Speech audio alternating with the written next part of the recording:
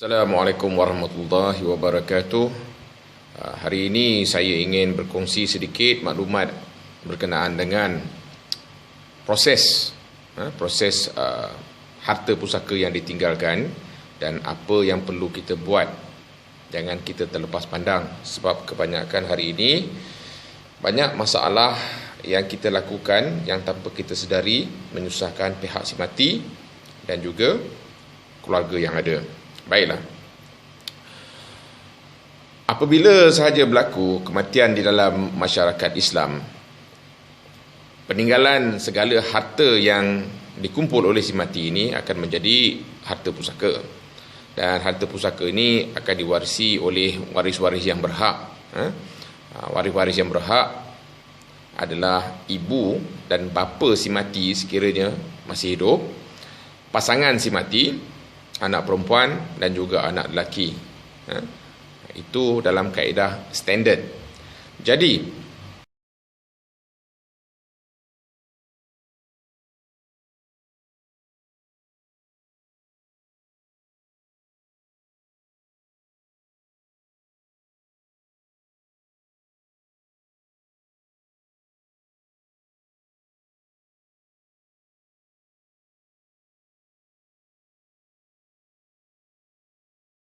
untuk info, urusan perkebumian adalah perlu kita bayar melalui duit si mati tadi. Dan juga kita perlu mengetahui sama ada arwah tersebut masih lagi berhutang zakat yang masih belum dibayar, dan juga sekiranya ada barang-barang yang telah digadaikan oleh arwah semasa hidup yang belum ditebus, perlu kita tebus. Jadi semuanya perlu menggunakan daripada duit si mati, bukan duit waris, ya.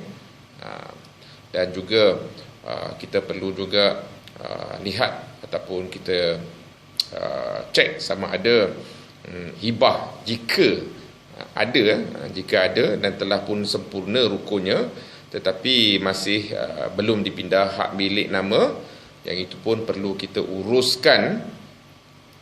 Adakah wakaf, nazar si mati ini sudah dipenuhi ataupun masih lagi tertunda, belum sempat lagi ditunaikan. Dan juga yang paling penting adalah hutang si mati. Dan jangan lupa terutamanya kepada kaum ibu, iaitu kaum isteri, sekiranya kematian suami, sebelum pengagihan harta pusaka diisytiharkan, hendaklah isteri-isteri ini pergi ke mahkamah dan buka fail untuk membuat tuntutan harta sepencarian. Harta sepencarian ini adalah harta yang terkumpul selepas perkahwinan bersama arwah suami semasa hidup. Mana-mana yang harta dibeli selepas berkahwin, bahagian peratus untuk tuntutan harta sepencarian ini akan ditentukan oleh pihak mahkamah lah. Kaedah bagaimana itu pihak mahkamah yang akan uruskan. Yang penting memang ada bahagian untuk isteri, walaupun isteri tersebut adalah isteri sepenuh masa. Jadi untuk isteri-isteri jangan lupa apa yang saya beritahu, kerana anda memang berhak membuat tuntutan harta sepencarian. Okey, tuan-puan, tentang hutang ini saya ingin berkongsi sedikit. Masalahnya sekiranya mati meninggalkan hutang, ini bukan perkara yang kecil. Ini adalah perkara yang sangat besar, tuan-puan, sebab dia melibatkan arwah ini sehingga ke hari kiamat, ke yaumil masyar nanti. Sebab bila dah mati, tak ada orang pun tahu apa yang berlaku pada kita. Yang menanggung hanya diri individu. Anak, isteri, suami takkan boleh membantu lagi ketika kita berada di dalam masalah tidak tertunainya hutang selepas kematian. Rasulullah sallallahu alaihi wasallam juga bersabda, demi Tuhan yang diriku di tangannya, jika seseorang itu, iaitu seorang lelaki itu terbunuh di jalan Allah, kemudian dia dihidupkan semula, kemudian terbunuh lagi, dihidupkan semula, terbunuh lagi dan hidup semula, dan kemudian terbunuh lagi. Dalam keadaan dia menanggung hutang, tetap tidak akan dapat masuk ke syurga selagi hutangnya belum dijelaskan. Jadi di sini tuan-puan, apa yang kita dapat? Pengajaran iaitu sekiranya berhutang, walaupun mati dalam keadaan mulia sekalipun, tetap tidak akan dapat masuk ke syurga sehingga hutang tersebut dijelaskan. Bayangkan tuan-puan, ini bukan saya yang kata, boleh rujuk, buka balik hadis dan baca. Hutang ini sangat berbahaya tuan-puan. Bila kita mati meninggalkan hutang, dia sangat-sangat berbahaya. Kerana apa? Setiap amalan, buatlah 10 kali haji mabrur sekalipun, buatlah rumah anak yatim, rumah kebajikan dan sebagainya, tetapi sekiranya meninggalkan hutang dan tidak lagi sempat dibayar dengan niat menangguhkan ataupun tidak mahu membayar, ingat tuan-puan, kita tetap akan tersekat daripada menerima kebajikan amalan-amalan tersebut, sehinggalah hutang itu diselesaikan. Semua tanggungjawab kita di atas muka bumi selesaikan sebelum kita kembali kepada Allah. Kerana hutang dengan manusia ini menghalang kita daripada masuk syurga Allah. Allahu Akbar. Sahabat datang tanya kepada Rasulullah, "Ya Rasulullah, kalau aku mati syahid, aku masuk syurga ke?" Nabi kata, "Betul, engkau masuk syurga." "Kalau aku ni buat jahat sepanjang hidup aku masuk syurga juga ke?"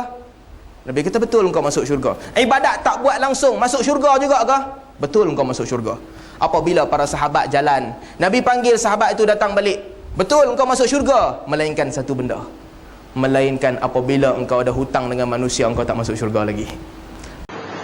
Sekupang tuan-tuan hutang tak bayar, tergantung tuan-tuan untuk masuk syurga.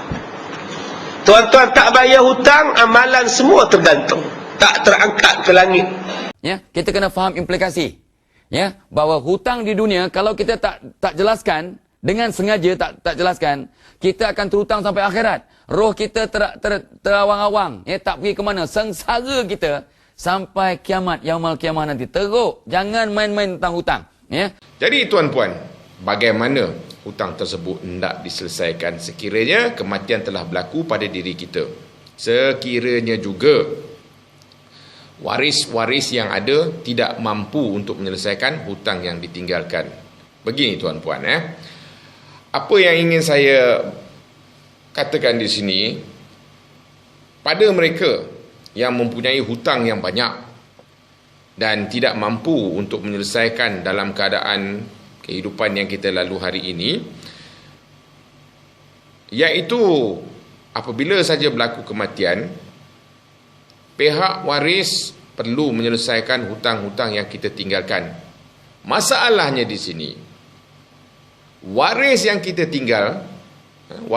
tinggalkan sekarang dalam dunia semasa dengan ekonomi yang ada, kebanyakan daripada kita, termasuk anak-anak kita, semuanya boleh dikatakan berhutang untuk meneruskan kehidupan, memenuhi keperluan-keperluan hidup mereka.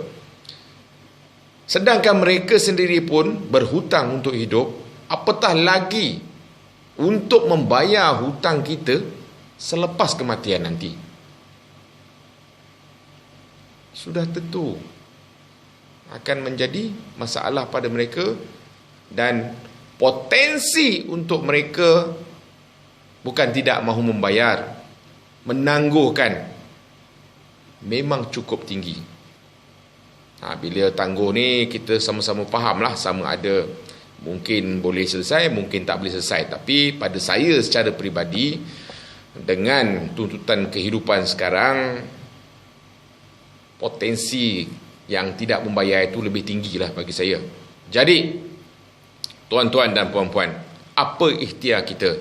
Kita nak bayar hutang, tapi tidak berkemampuan untuk menyelesaikan dalam pada masa sekarang. Sekiranya mati, lagilah tak ada duit nak bayar hutang. Betul? Jadi di sini apa yang saya boleh kongsikan dan telah kami buat, kami ada kaedah dan ada cara untuk menyelesaikan hutang sekiranya kematian berlaku ke atas diri kita. Mati itu adalah pasti, tua itu sakit dan sebagainya tidak pasti, tuan-puan. Jadi kita kena sentiasa berhati-hati. Dan saya ingin memberi pesan, dengan keadaan-keadaan berita yang kita baca hari ini, ianya bukan sedikit sebanyak, ianya memang banyak merisaukan kita. Bermula saja kita berada di atas jalan raya, tuan-puan, perlu diingat risiko untuk kita dilanggar ataupun kita melanggar memang tinggi. Jadi siapakah hari ini yang tidak menggunakan jalan raya? Seperti yang saya bagi tahu, kita tidak tahu hari kita bila. Jadi apa yang perlu bersiap sedia itu adalah perlu. Kita uruskan apa yang sepatutnya sebelum kita dipanggil. InsyaAllah, tuan-puan. Tuan-puan, seperkara yang perlu saya ingatkan untuk diri saya dan juga tuan-puan, kita ambillah masa sedikit dan renungkanlah apa yang saya akan bagi tahu ini. Kita hidup sekarang, kita berbangga dengan keadaan diri kita, kulit putih melepak, halus, cantik dan sebagainya. Tetapi di akhir nanti semuanya akan menjadi tanah liat, tuan-puan. Dan juga kita sekarang mempunyai rumah yang besar, gedung yang besar, mewah. Dan di akhir sekali perjalanan kita nanti, rumah kita adalah kubur. Sama ada kita suka ataupun tidak, semua sedang menuju ke arah itu.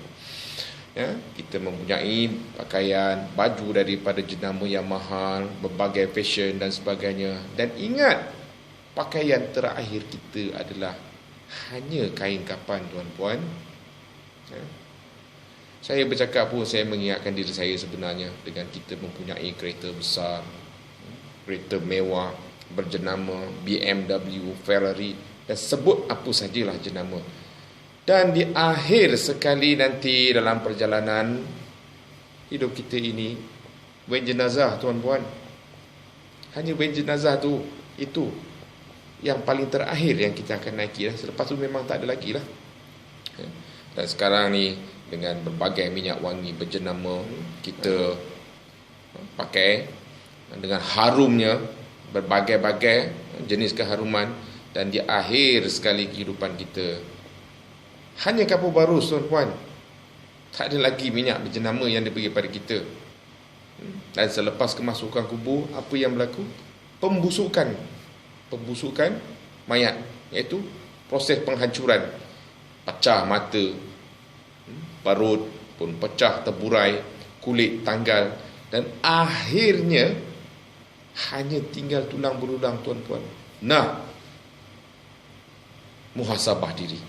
Dulunya mayat itu adalah hidup dalam keadaan cantik, dalam keadaan segak, bergaya. Tak kiralah daripada golongan kaya ke, daripada golongan miskin ke, berkuasa ke tidak berkuasa ke dan sebagainya. Sekarang ni hanyalah tinggal tumpukan tulang-tulang, tuan-puan. Jadi kena ingat, itu hanyalah jasad, tetapi roh tidak.